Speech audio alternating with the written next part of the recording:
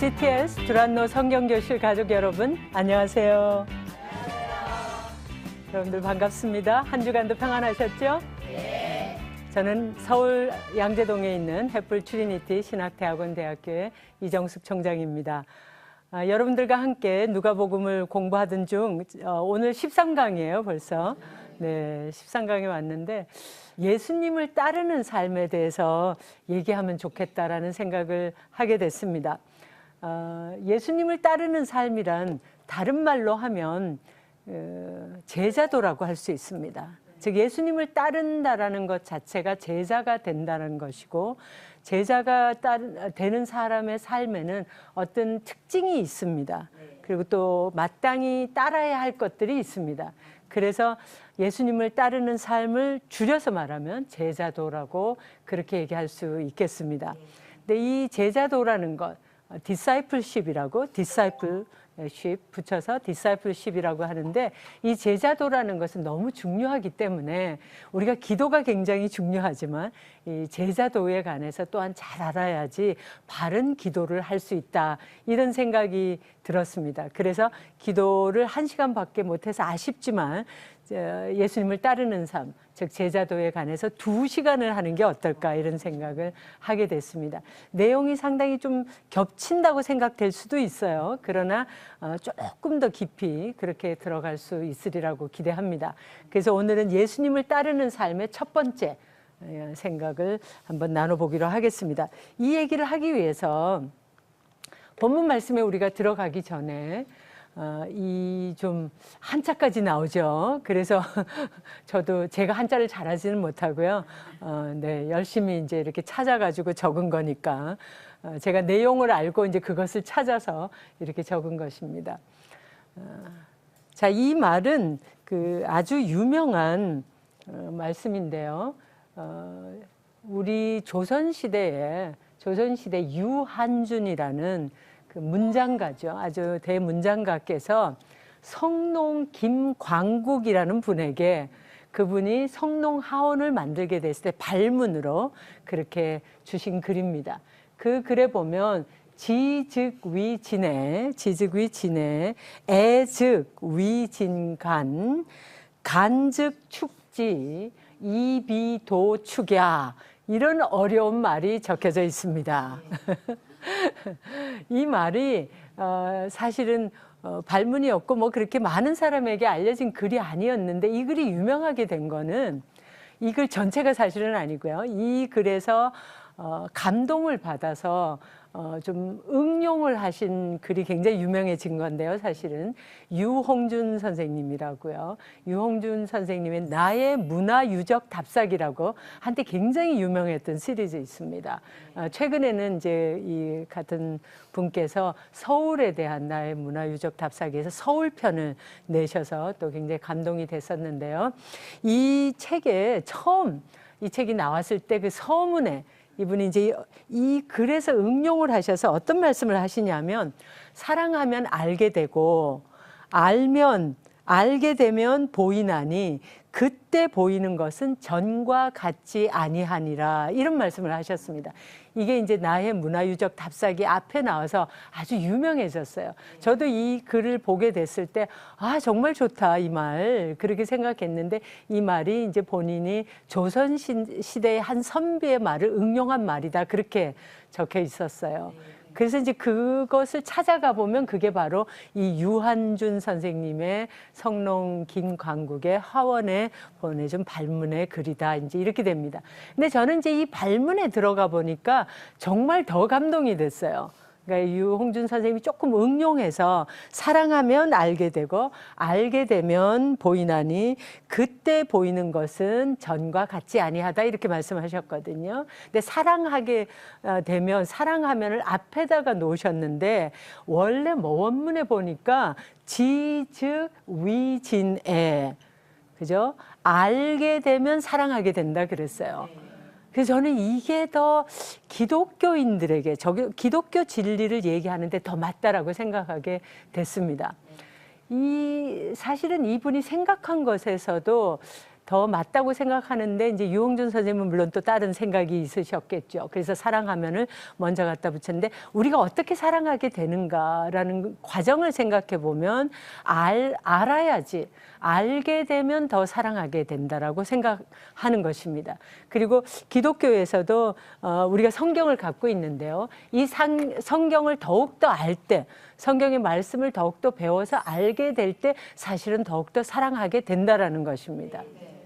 이분은 이제 이 성농 김광국이란 분이 그 당대에 아주 특별한 이 그림을 컬렉터라고, 요즘 이제 컬렉터란 말을 그냥 영어 그대로 쓰는데요. 모으는 사람, 우리말로 굳이 하자면 수집가라고 할 수 있습니다. 다양한 것을 수집할 수 있는데 이분이 그림을 많이 그 당대에 수집했고요. 아주 엄청난 양의, 또 이 19세기 초란 때가 우리나라에서는 미술이 아주 발전하는 때입니다. 예, 아주 유명한 그러니까 소위 삼원이라고 하는 그 유명한 예술가들이 나오고 또 오원이라고 부르기도 하고 그렇게 하는 예술가들이 등장하는 때가 이때이기 때문에 그림 모을 만한 그림도 굉장히 많았던 때입니다. 그러니까 이분이 정말 사재를 털어서 이런 컬렉터가 되어 주셨기 때문에 그것에 대해서 감사하는 마음으로 유한준이 이런 글을 쓴 것 같습니다. 그리고 글을 높이는 마음이 그에게 존경의 마음과 함께 있었던 것 같습니다. 그래서 아는 사람이 사랑하게 되고 사랑하는 사람은 볼 수 있는 눈이 있고 보게 되면은 그것을 모을 수 있는 모으게 된다, 이런 얘기를 하고 있는 것입니다. 그래서 우리가 이제 이것을 제가 생각해 보니까 아는 것이 사랑을 만들어내고 사랑하는 사람은 행동을 하게 된다라는 것입니다.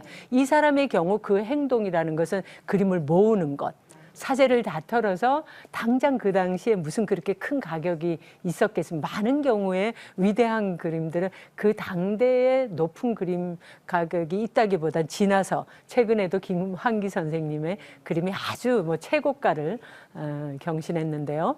이런 식으로 지나고 나서 돌아가신 다음에 오히려 그럴 수 있습니다. 그래서 누군가가 안목을 갖고 이렇게 해주는 게 필요하거든요. 우리가 문화를 향유하기 위해서. 근데 이것을 우리가 말씀에 적용해 보면, 예수님에게 적용을 해본다면 예수님을 알게 되면 더욱더 예수님을 사랑하게 됩니다. 그래서 성경을 많이 읽으신 분들, 교회에서 더 깊은 신앙생활을 하신 분들이 예수님을 더욱더 사랑하게 됩니다. 예수님을 더욱더 사랑하면 예수님을 사랑하는 것에 합당한 행동을 할 수 있게 됩니다. 바로 그것이 제자도입니다. 그게 바로 예수님을 따르는 삶이라고 할 수 있게 됩니다. 그래서 우리가 이렇게 정리해 볼 수도 있을 것 같습니다. 가로 속에 넣는 것을 여러분들이 한번 생각해 보면 좋으시겠는데요. 알아야 사랑하게 되고 사랑하게 되면 따르게 된다라는 것입니다. 자, 누구를 아니면 무엇을 진정으로 안다면 사랑하게 된다. 그리고 따르게 된다. 가로에 들어가는 정답은 예수님. 예. 어렵지 않으셨죠? 제가 내는 문제는 별로 어렵지 않아요. 그러니까 굉장히 여러분들이 막 어렵게 생각하려고 하는데요. 많은 경우에 그렇게 어렵지 않아요. 그리고 또 우리가 모여서 같이 공부하는 이유는 좀 어렵다 싶은 거는 풀어드리려고, 그죠? 그거 배우시려고 여러분들은 또 이렇게 함께 하기 때문에 어렵게 생각하지 마시고 과감하게 대답하셔도 됩니다. 그래서 오늘 여러분들이 여기 앉아 계시고 또 시청자 여러분들이 이 방송을 보시는 거 굉장히 복받을 일이에요.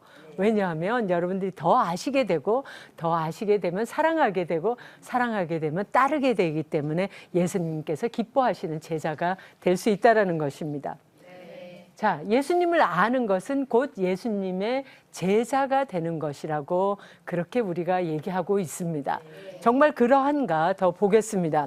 누가복음 9장 18절에서 21절 그리고 22절에서 27절.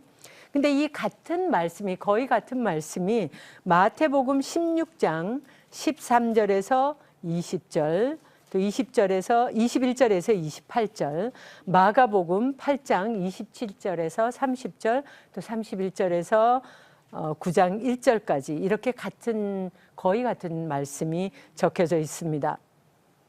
자, 누가복음 9장 18절에서 21절. 제가 굳이 이렇게 나눠놨죠. 나눠놓은 것은 앞부분은 말하자면 예수님을 아는 것이에요. 예수님이 누구인지 아는 것. 이 이야기가 붙어 있는 이야기인데 예수님께서는 연속적으로 말씀하고 계세요. 그렇지만 내용을 보게 되면 앞부분은 예수님을 아는 것에 관한 것이고 뒷부분은 제자가 되는 것에 관한 이야기입니다. 그래서 붙어 있는 구절을 굳이 이렇게 나눠놨습니다. 오늘 이 말씀은 우리가 제자가 되는 것, 예수님을 따르는 삶, 이 말씀은 우리가 앞에서도 6강에서 예수님께서 제자들을 부르실 때, 또 7강에서 무리에서 제자로, 그죠? 무리는 많은 사람이죠. 많은 사람이 다 제자는 아니에요. 한두 번 따라가 보는 거예요. 뭐 너무 유명하니까, 재밌다니까, 시간이 좀 남아서 뭐 이렇게 가볼 수 있어요, 우리가. 그죠? 무리가 되는 경우가 많이 있죠. 그러나 그 중에서 제자가 되는 것은 또 다른 이야기입니다. 그죠? 그래서 그 두 가지 이야기를 할 때 사실은 힌트가 다 있었어요. 이 제자도에 관한, 예수님을 따르는 삶에 관해서. 그러나 오늘은 좀 더 전격적으로, 아주 집중적으로 더 살펴보도록 하겠습니다. 자, 이 본문에서 예수님께서 첫 부분에 가면 예수님을 아는 것에 관련돼서 예수님께서 질문을 하시는 것으로 우리로 하여금 그 지식을 갖게 합니다. 예수님께서 두 가지로 질문을 하세요, 여기서. 근데 첫 번째 질문과 두 번째 질문에 사실은 내용이 같습니다. 그 첫 번째, 두 번째 질문에서 예수님이 물으시는 건 내가 누구냐라는 것입니다. 나는 누구냐, 나 예수는 누구냐라는 것입니다. 자, 이런 질문은 그렇게 흔치 않는 질문이죠. 좀 이상한 질문이라고도 할 수 있습니다. 아니, 나에 대해서 자기가 알면 되지, 뭘 남한테 나에 대해서 묻느냐, 이렇게 생각할 수 있어요. 아니, 본인이 누구신지 모르세요? 뭐 우리가 이렇게 대답할 수도 있습니다. 근데 예수님께서 너무 진지하게 물으세요. 자, 여기 보시면 마태복음 9장 18절을 보시면 예수님께서 이 질문을 하시는 장면이, 배경이 좀 특별한데요. 예수님께서 따로 기도하실 때, 기도를 하시는데 따로 기도하셨다 그랬어요. 예수님께서는 지난번에도 우리가 봤지만 함께 기도하기도 하시고 따로 기도하시기도 하시고, 기도하실 때 예수님께서는 습관을 따라 기도하셨다고 그랬어요. 습관을 따라 기도하셨다라는 말은 예수님께서는 기도하는 것이 몸에 배어 있었다라는 거죠. 그러니까 습관처럼 그냥 기도해요. 우리가 밥 먹을 때, 밥 먹기 전에 뭐 해요? 기도해요. 그게 믿지 않는 사람들한테는 조금 이상하게 보일 수 있어요. 그죠? 밥 먹으려고 막 얘기하다가 갑자기 고개 숙이고 기도하면 좀 불편하게 보일 수도 있어요. 그럴 때 이제 약간 양해를 구하고 나는 기도하는 사람이라 기도 잠깐 하겠다고 그렇게 하면 되죠. 어떤 사람은 그게 싫어서 기도 안 하고 또 그냥 드시더라고요. 그게 예의라고 또 생각해서 그냥 그렇게 하기도 하고, 다른 사람이 이렇게 많은 곳에 가서는 같이 이렇게 기도하는 것이 좀 민망할 수 있다, 그렇게 별나게 보일 수 있다, 이렇게 또 생각하기도 하시는 것 같아요. 그래서 각자 기도하자고, 그래서 각자 하기도 하고, 어떨 때 사실 너무 시끄러운 데서 대표 기도하면 좀 잘 안 들리기는 해요. 그러기는 하는데 또 요즘 같이 전도가 너무나 필요해졌고 전도가 힘들어진 상황에서는 약간 별나게 굴 필요도 있다는 생각을 제가 요즘 또 하게 됩니다. 그래서 우리가 기도하는 게 다른 사람들이 보면 이상해 보일 수도 있는데, 동시에 그렇게 왜 저 사람들은 꼭 기도할까, 뭘 저렇게 기도할까 궁금하게 만들 수도 있을 것 같아요. 그래서 저는 요즘 그냥 기도하자, 좀 시끄럽지만 기도하자, 우리 그렇게 하기도 합니다. 그래서 하여간 예수님께서 이렇게 따로 기도하실 때였는데요, 제자들이 그때 오신 것 같아요. 그래서 제자들이 와서 주와 함께 있더니, 예수님 기도를 도우기 위해서 왔을 수도 있고 자기네도 기도하려고 왔을 수도 있고요, 또 보기만 해도 좋은, 그죠, 예수님의 모습이었을 수도 있겠습니다. 그래서 함께 있더니 예수님께서 이때 물어보십니다. 제자들에게 물어보시되, 자, 질문이 뭐라고 하시냐면 무리는 나를 누구라고 하느냐라고 하시는 것입니다. 무리는 나를 누구라고 하느냐라고 하세요. 여기서 무리, 그죠? 우리가 많이 봤습니다. 무리는 좀 전에 말씀드린 대로 예수님을 굳이 따르는 사람은 아닙니다. 예수님께서 유명하니까 한번 가보자, 이게 동기적으로 굉장히 큰 사람들입니다. 그래서 이 무리들이 알고 있는 예수님은 정확한 예수님이 아닐 수 있다라는 거 우리가 쉽게 생각할 수 있습니다. 역시 이 무리는 나를 누구라고 하느냐 그랬더니 대답하기를 세례 요한이라고 하기도 하고 엘리야라고 하기도 하고 살아난 옛 선지자 중에 한 사람이라고도 합니다. 근데 이 세 사람의 특징은 다 죽은 사람입니다. 다 죽은 사람입니다. 이 질문에 대한 대답은 사실은 우리가 헤롯의 질문을 연상해 볼 수 있게 합니다. 헤롯이 또 받았듯 대답하고도 동일하다는 것을 발견할 수 있습니다. 여러분들이 9장에서 9장 7절을 잠깐 가보시겠어요? 9장 7절에 보시면 헤롯 왕 생각나시죠? 이 헤롯 왕이 분봉왕 헤롯이 이 모든 일을 듣고 심히 당황하니 이는 어떤 사람은 요한이 죽은 자 가운데서 살아났다고도 하며 어떤 사람은 엘리야가 나타났다고도 하며 어떤 사람은 옛 선지자 한 사람이 다시 살아났다고도 함이라. 자, 이 헤롯이 왜 이렇게 심히 당황했느냐? 심히 당황했다 그랬어요.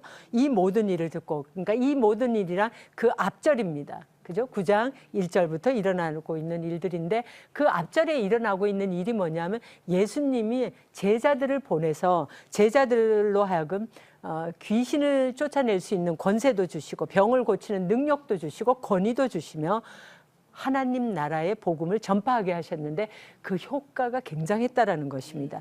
그래서 제자들이 두루 다니면서 각 마을에 두루 다니며 곳곳에 복음을 전하고 병을 고치고 귀신을 쫓아내고 이런 놀라운 일이 일어나는데 이게 소문이 왕궁에 안 들리겠어요?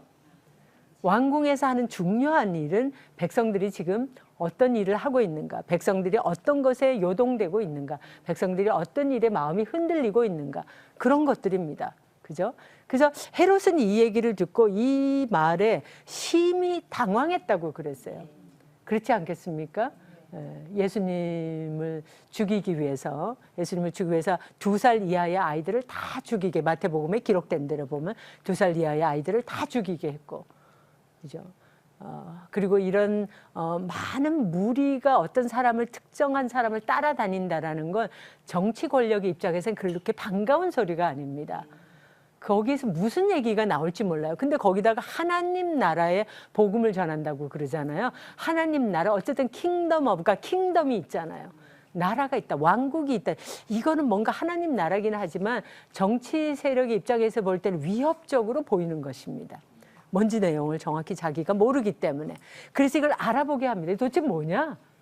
이 어떻게 이런 일이 가능하냐? 그랬더니 이 예수라는 자가 세례 잘 모르기 때문에 세례 요한. 근데 세례 요한은 헤롯이 목 베어서 죽인 지가 오래되지 않았습니다.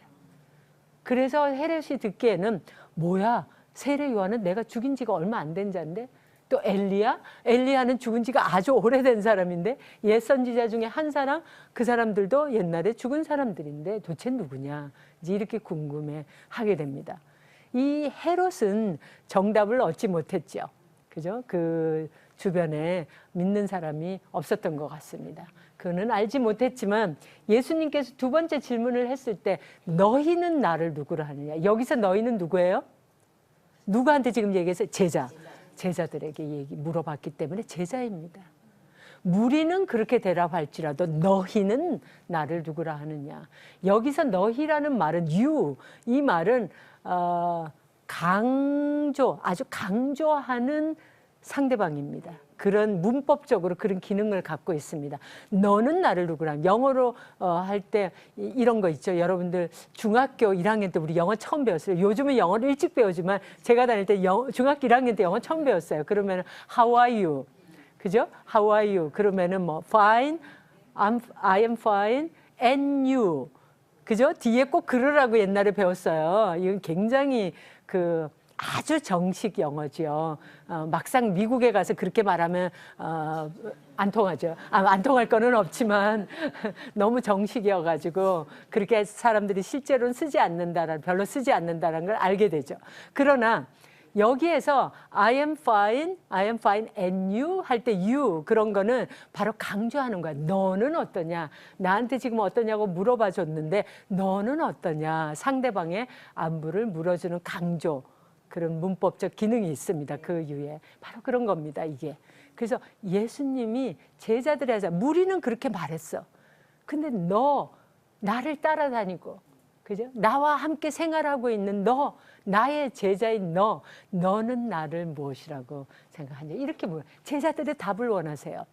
여러분들의 답을 원하세요. 예수님은 너는 나를 누구라 하느냐? 이 질문에 누가 대답했을까요? 제자 중에서 가장 수제자. 제가 지난 시간에도 얘기했지만 수제자가 뭐가 된다고요? 물제자가 된다고. 잊어버리셨나요 벌써? 수제자는 원래 빼어날 숫자인데 그죠? 이렇게 장난친 거예요 제가. 실제로 베드로가 나중에 예수님을 부인하니까 수제자였는데 수석제자였던 것 같은 베드로가 물제자가 돼버리고 말잖아요. 그러나 그는 또 깨달음이 부활 후에 정말 주님과 가까이 하면서 순교하는 그런 놀라운 제자의 모습을 보여주기도 했습니다. 자, 이렇게 이제 베드로가 대답을 하는데요.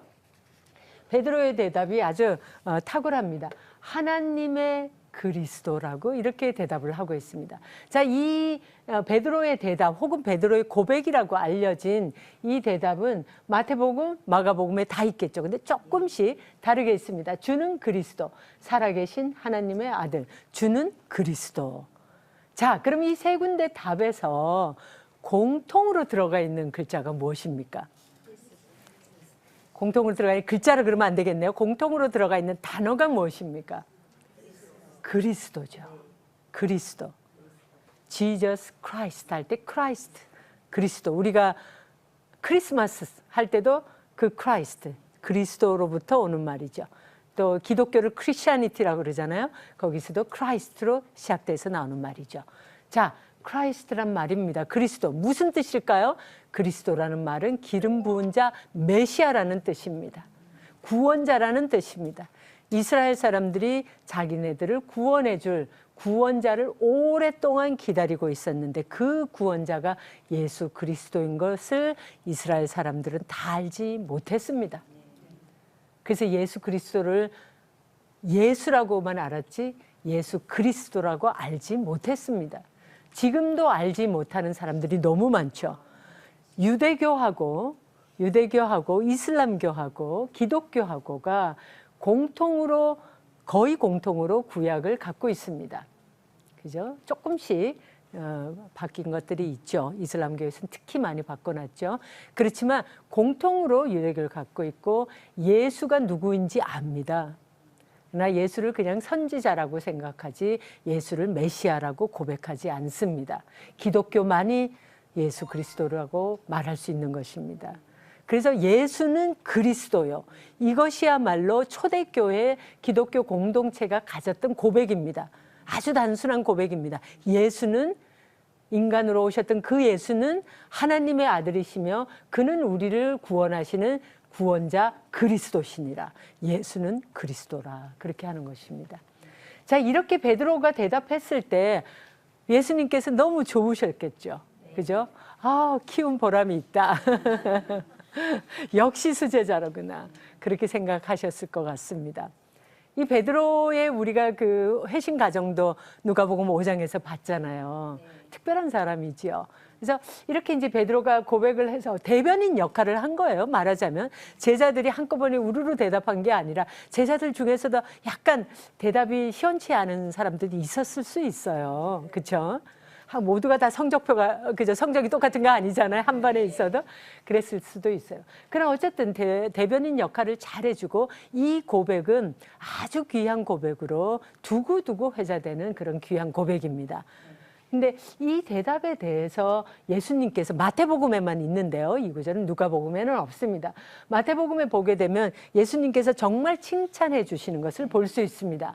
칭찬과 축복을 함께 해주시면서 한마디 더 하시는데 참 인상적입니다. 바요나, 같이 읽어볼까요? 빨간 글씨. 바요나 시몬아, 내가 복이 있도다. 이를 내게 알게 하니는 혈육이 아니요 하늘에 계신 내 아버지시니라. 이렇게 얘기합니다. 아, 정말 바요나 시모나, 그러니까 이 시몬 베드로라고 그러잖아요. 그래서 시몬 베드로를 얘기하는 거고요. 내가 복이 있도다. 왜냐하면 너는 바른 대답을 했으니까. 너는 내가 누군지를 알았으니까. 내가 복이 있도다. 이렇게 얘기하는 것입니다. 그런데 그 다음 말이, 거기까지 있으면은 베드로가 다 크레딧을 받는 거예요. 그죠? 좀 잘난 척 해도 될 것 같아요. 근데 그 다음 말을 보니까 베드로가 정말 받을 크레딧이 없네요. 뭐라고 하셨습니까? 이를 내게 알게 하니는 혈육이 아니요. 혈육이 아니에요. 네가 네 힘으로 아는 게 아니라는 거예요. 여기서 혈육이라는 건 물론 뭐 우리가 보통 혈육이라는 말을 쓸 때 그 우리나라 말에서는 가족, 그죠? 혈육, 그럴 때 많이 쓰잖아요. 그러나 여기에서 말씀하고 있는 혈육이라는 건 피와 그야말로 육신이에요. 피와 살이에요. 그래서 자기 자신을 말하는 거예요. 그래서 너 스스로 안 게 아니라는 거예요. 내 스스로 안 것이 아니라 하늘에 계신 내 아버지, 하나님께서 알려주셨다라는 거예요. 하나님께서, 즉 성령의 감동으로, 성령의 능력으로, 성령의 도우심으로 네가 이 고백을 할 수 있는 거다. 우리가 믿게 되는 것은, 우리가 주 예수 그리스도를 고백할 수 있는 것은 성령의 감동하심이 아니면 성령께서 도와주시지 않으면 절대 일어날 수 없는 일이에요. 믿으려고 막 죽을 힘을 다해서 믿자 믿자 믿자 이런다고 안 돼요. 나는 오늘부터 믿어 이런다고 안 돼요. 이것은 성령의 힘으로 가능해요. 그래서 정말 여러분들이 어떤 사람을 전도하자고 하면요, 어떤 사람을 간절히 주 예수 그리스도께로 인도하고자 하신다면 기도하셔야 합니다. 주여, 주의 성령이 저 사람과 함께하여 주시옵소서. 주의 성령의 감동하심이 저분에게 있게 하여 주시옵소서. 내 가족에게, 또 다른 사람에게. 자, 그렇게 우리가 정말 주께서 우리에게 함께 하시지 않으면 고백할 수 없습니다. 그래서 우리의 삶의 순간에는 그런 순간들이 있습니다. 주께서 우리를 불러주시는 순간, 우리에게 은혜를 더해주시는 순간들이 있습니다. 근데 예수님께서 이런 엄청난 고백을 한 베드로에게 이제 두 가지를 얘기하세요. 근데 첫 번째 것은 경고이시고 두 번째 것은 예고를 하셨습니다. 경고는 내가 이제 이런 고백을 했는데, 내가 그리스도인 것을 네가 알았는데 그것을 사람들에게 말하지 말아라. 아직 말하지 말아라. 아직 사람들이 그것을 받을 준비가 되지 않았다.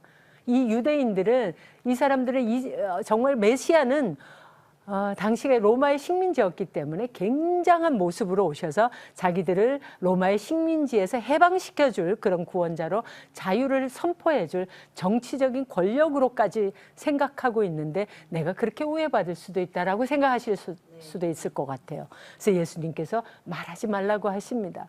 그러면서 하시는 얘기가, 그러나 또한 네가 알 것은 인자가 많은 고난을 받고 장로들과 대제사장들과 서기관들에게 버림받아 죽임을 당하고 제3일에 살아나야 하리라. 그렇게 예고를 해 주십니다. 자, 여기서 예수님이 스스로를 가르쳐서 인자라고 하십니다. 인자. 그죠? 우리나라, 지난 시간에 제가 이름 얘기 잠깐 했죠. 그렇죠? 근데 이름에 인자라는 말이 있죠. 우리나라에는 있어요. 인자, 뭐 정자, 뭐 숙자, 뭐 이렇게 이제 그렇게 있어요.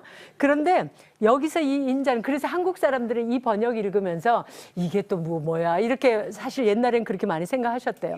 여기 이 인자라는 말은 Son of Man이라는 소리입니다. Son of Man, 사람의 아들입니다. 그냥 우리말로 번역한다면 사람의 아들. 예전에 그런 소설도 있었죠. 사람의 아들이라는 걸 한자로 인자라고 해놓은 것입니다. 좀 특별한 용어로 지금 만들고 있는 것입니다. 이 인자란 말은 구약의 전통에 의해서 예수님께서 자신을 굳이 그렇게 구약에서 예언되었던 그 사람의 아들, 그 인자가 바로 나다. 나에게서 그 예언이 이루어진다라는 얘기를 하시는 겁니다.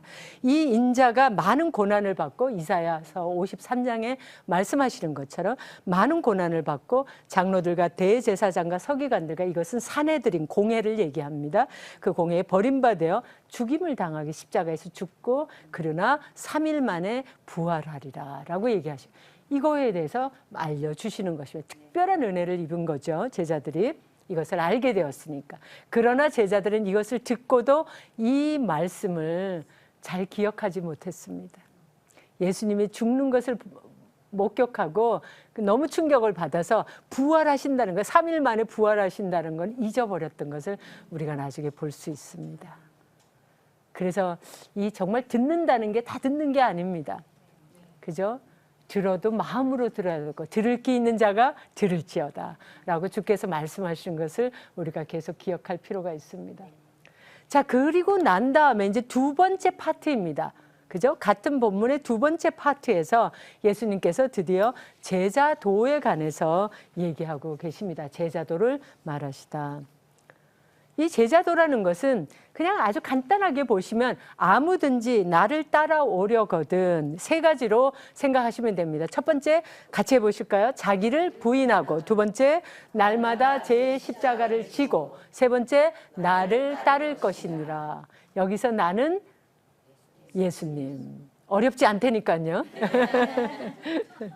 네, 자기를 부인하고, 첫 번째가 자기를 부인하고입니다. 이거는 어렵습니다. 제 질문은 어렵지 않고요. 이 말씀은 쉽지는 않습니다. 자기를 부인하고, 이게 도대체 무슨 말입니까? 자기를 부인하고. 그죠? 자기를 부인하고. 부인한다는 말은 아시죠? 네. 근데 자기를 부인한다. 그러면 내가 나인 것을 부인한다? 뭐 어떻게 하라는 것입니까? 그죠? 쉽지가 않아요. 자, 이 말씀이 그 다음에 보면 24절, 25절에 보면 이렇게 연결되는 말씀인데 이 말씀들과 연결되지 않았나라고 생각하게 됩니다. 앞에 나오는 게 지금 24절입니다. 누구든지 제 목숨을 구원하고자 하면 잃을 것이요. 누구든지 나를 위하여 제 목숨을 잃으면 구원하리라. 이렇게 얘기하고 있습니다. 자, 제 목숨을 구원하고자 하면 잃을 것이요. 누구든지 나를 위하여 제 목숨을 잃으면 구원하리라. 어려워요. 그죠? 자기 목숨을 잃는데 어떻게 자기가 구원이 되고, 그죠? 예. 또 구원하려고 하는데 어떻게 잃을 수가 있는가? 그런가 하면 또 25절에 보면 그 밑에 있는 걸 보시면요. 사람이 25절 말씀입니다. 사람이 만일 온 천하를 얻고도 자기를 잃든지 빼앗기든지 하면 무엇이 유익하려? 자, 그럼 여기서 보면 위에서 자기를 부인하라 그랬는데 25절에 보면 또 그 위에서는 목숨을 잃으라 그래 놓고 또 금방 사람이 만일 온 천하를 얻고도 자기를 잃든지 빼앗기든지 하면 무슨 유익이 있냐 그러는 거예요. 그러면 잃으라는 거예요. 구하라는 거예요. 절대 잃어서는 안 된다는 거예요. 도대체 뭐예요 이게 도대체. 그러니까 예수님의 말씀이 왔다리 갔다리, 그죠? 그런 느낌이 좀 있지 않아요? 뭐 줬다 뺏는 것 같기도 하고 쉽지가 않아요 이게. 자기를 부인한다. 그래서 제가 굉장히 고민을 많이 하게 되는 구절이었어요. 그죠? 늘 많이 생각합니다. 근데 이번에도 또다시 많이 생각했어요. 이 구절을 생각하면서. 그럼 생각한 게, 결국 자기를 부인한다라는 건 내 힘으로 사는 것, 내 힘으로 살려고 하는 태도, 내가 구원, 내 목숨이라는 건 여기서 정말 목숨, 우리가 흔히 생각하는 그런 게 아니라 내 자신 존재 자체를 얘기하는 게 목숨이에요. 그렇지 않아요? 목숨의 다른 말은 생명이잖아요. 생명이라는 게 뭐예요? 그냥 숨을 못 쉬기는 정도 그게 아니에요. 그죠? 내 존재 자체가 없어진다는 게 목숨을 잃는다는 거예요. 근데 그 목숨을 구한다라는 건 또 뭐예요? 구한다라는 건 내가 가장 나로서 아주 그냥 완벽하게 나로서 그냥 즐기면서 내가 나인 것이 너무나 행복하고 온전하고 그렇게 사는 것. 그게 구원일 거예요. 그죠? 그러면 목숨을 잃는다라는 것은 결국 자기를 잃는다라는 얘기가 되는 거죠. 목숨을 구한다라는 것은 자기를 온전하게 살린다라는 얘기가 될 것입니다. 그럼 우리가 목숨을 구하려고 하면 정말 얼마나 구할 수 있어요? 우리 자신이, 우리의 지혜로, 우리의 능력으로. 여러분 보시기에 제가 총장이니까 좀 그릇사이 보일지 몰라요. 그렇게 보이세요? 정말 그렇지 못해요. 근데 제가 저를 구한다. 그죠? 남이 보면 어떻게 그렇게 보일런지 모르겠어요. 뭐 여기 나와서 강의도 하고. 그러니까 그렇게 보일지 몰라요. 그러나 목숨을 구한다? 목숨을 구원한다? 이건 다른 차원의 얘기를 하는 겁니다. 제가 저를 구하려고 해봤자 정말 한계밖에 느낄 수가 없는 게 저라고 생각합니다. 늘 부족하고 여기까지 가면 여기 다 함께 부족하고 그죠? 거기다 나날이 우리가 다 같이 나이가 들면서 나날이 약해져 가지 않습니까? 그래서 뻔합니다. 우리가 할 수 있는 구원이라는 거. 그럼 무슨 얘기를 하는 것이냐? 여기서 예수님께서 얘기하시는 것은 우리가 우리를 구하려고 하면은 우리가 죽을 수, 마치 한 알의 밀알이 떨어서 땅에서 썩으면 살 것이요 많은 열매를 맺을 것, 그거와 마찬가지로 자기를 구원하려고 하면 오히려 우리가 죽게 되고 우리가 주 안에서 새롭게 발견되면, 예수 그리스도 안에서 주 안에서 새롭게 발견되면 우리는 정말 살 수 있다. 그런 얘기를 하는 거라고 믿게 됩니다. 그래서 자기를 부인한다라는 것은 자기 스스로 살려고 하는 자기를 부인하는 것입니다. 예수 그리스도 안에 우리가 들어가야 할 것을 얘기하는 것입니다. 그 다음에 날마다 제 십자가를 지고라고 얘기하고 있습니다. 날마다 제 십자가를 진다라는 건 또 무슨 이야기입니까? 여기 그림이 하나 있는데요. 이 그림은 아주 오래전 그림입니다. 이 그림이라기보다 도장의 낙관이라는 거 아시죠? 작가들이, 이 화가들이 이렇게 찍는 거, 그렇죠? 그 인장인데요. 인장의 그림인데 19세기 정약전이라는 분의 그러니까 18세기 말과 후반부와 19세기 초를 사셨던 분이죠. 이분의 낙관입니다. 근데 기가 막 십자가상 인장이라고 알려진. 근데 이분은 이 당시에 우리나라 이제 가톨릭 교회가 18세기 말, 19세기 초에 가톨릭 교회가 들어왔습니다. 그래서 아주 엄청난 1801년에 신유 박해를 시작으로 엄청난 박해를 받게 됩니다. 그때 이분이 가톨릭 교회를 믿었다가 또 박해를 받아서 흑산도로 귀향을 가게 됩니다. 그래서 거기서 이제 물고기들을 아주 많이 생물을 연구하셔갖고 자산어보라는 우리나라 그 어류, 그죠? 어류에 관한 그런 놀라운 생물에 관한 놀라운 책을 저술을 하시기도 하신 그런 분인데 이분은 조금 덜 유명한데 이분보다 더 유명한 분이 정약용입니다. 형제인 정약용. 정약용은 다 아시죠? 다산 정약용. 그다음에 또 정약종, 아주 유명한 분들입니다. 그 형제들입니다. 근데 이분들이 다 이렇게 가톨릭으로 그렇게 회심하시게 됐고요. 근데 이분의 그 낙관의 복음에 되면 이런 십자가상 인장이 있는데 보시면 사람이 십자가를 지고 저렇게 해와 달이 있는 뒷부분에 윗부분에 배경이 있고요. 그게 사람이 이렇게 어떻게 보면 좀 힘들게, 십자가가 결코 가벼운 것이 아니기 때문에 예수님께서 십자가 지고 가실 때 결코 가벼운 것이 아니었습니다.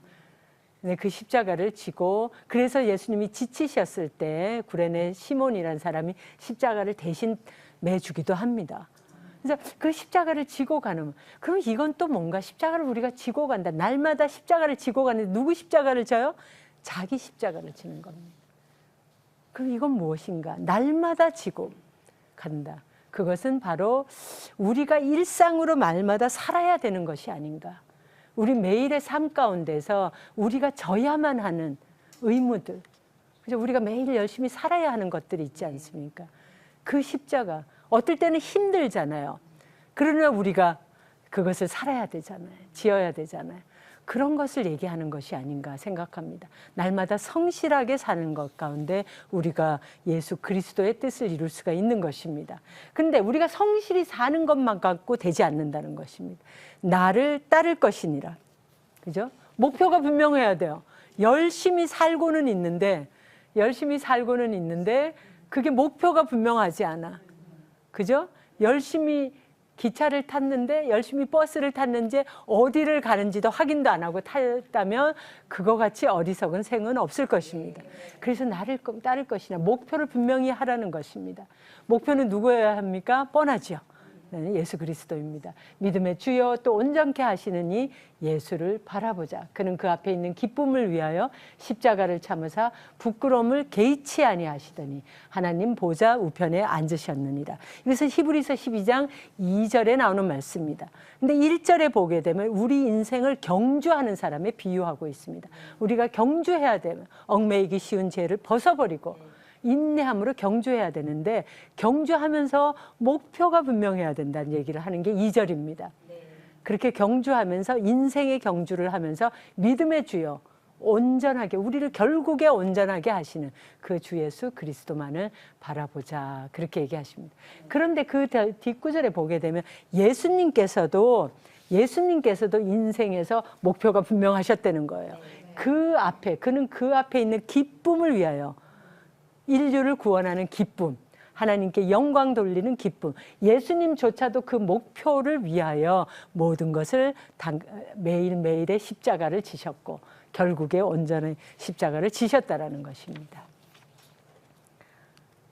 자, 이 십자가를 따르는 삶, 또 예수 그리스도를 따르는 삶, 이 따르는 삶 가운데 우리가 마지막으로 하나 점검할 것이 있습니다.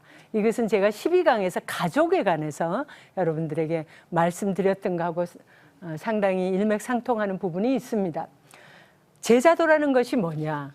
제자도라는 것이 이 말씀 가운데서 누가복음 9장 57절에서 62절입니다. 마지막에 나오는 말씀 가운데 보면 이 사람들이 이제 따르겠다고는 해요. 따르겠다는 해서 이제 사람들이 주여 내가 주를 따르리이다 이렇게 하는데 이 따르는 사람들 가운데 예수님께서 굉장히 찬물 끼얹는 것 같은 소리를 하시는 것을 볼 수 있습니다. 인자는 머리 둘 곳이 없다.